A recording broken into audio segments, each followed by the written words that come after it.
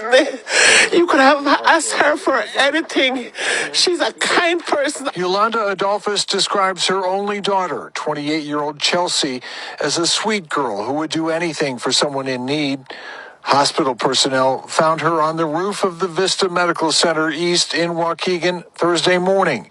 She was unresponsive and moved to the emergency room, where she was pronounced dead some 14 hours later.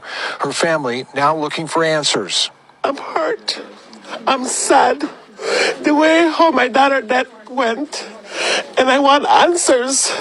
I want to give me answers to know what happened to my daughter. Her family says Chelsea was admitted to the hospital and was staying in a room. It's unclear to them and apparently to investigators how she managed to get on the roof and how long she was there in frigid temperatures early Thursday morning.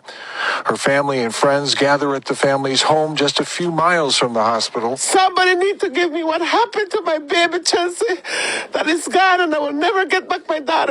We've got no response to our request for comment from the hospital tonight.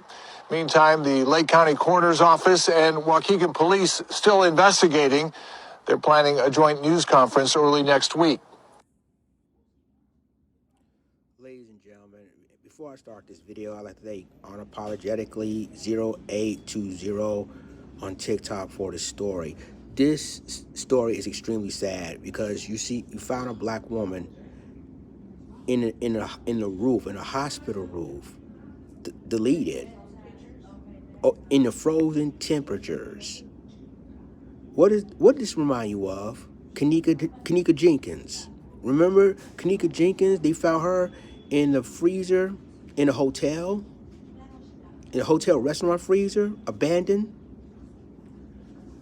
And the hospital claiming they don't know nothing, they don't know anything about it. But ladies and gentlemen, there's gotta be something going on. There's gotta be foul play somehow, some way. And people still try to keep silent on this investigation.